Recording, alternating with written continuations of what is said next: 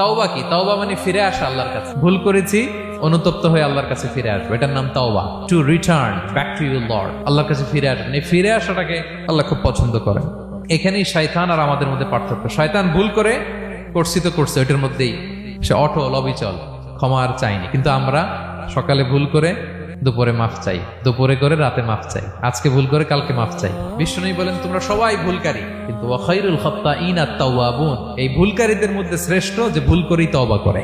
আমার প্রিয় ভাইয়েরা, এই তওবার দৃশ্যটা দেখতে আল্লাহ বড্ড পছন্দ করে। বান্দা যখন ভুল বুঝতে পারে, মাথাটা নিচু করে চোখের পানি ছেড়ে বান্দা যখন কাঁদতে শুরু করে, এই দৃশ্যটা দেখলে আল্লাহ সহ্য করতে পারে না। আল্লাহর রহমতের দরিয়ায় জোশ খেলে যায়, বান্দা যা চায় আল্লাহ তাই দিয়ে দেয়। তখন চোখের পানির এত বড় পাওয়ার।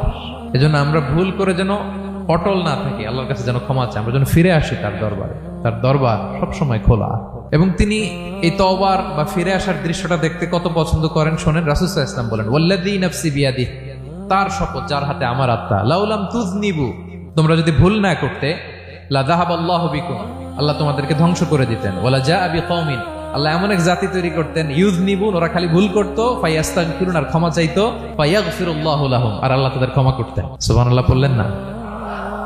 গাফিরিয যামবি ওয়া কাবিলিত তাওব, তিনি পাপ মোচন করার জন্যই তো তিনি আমার রব। তার দয়ার কোনো শেষ নাই, তার মায়ার কোনো শেষ নাই।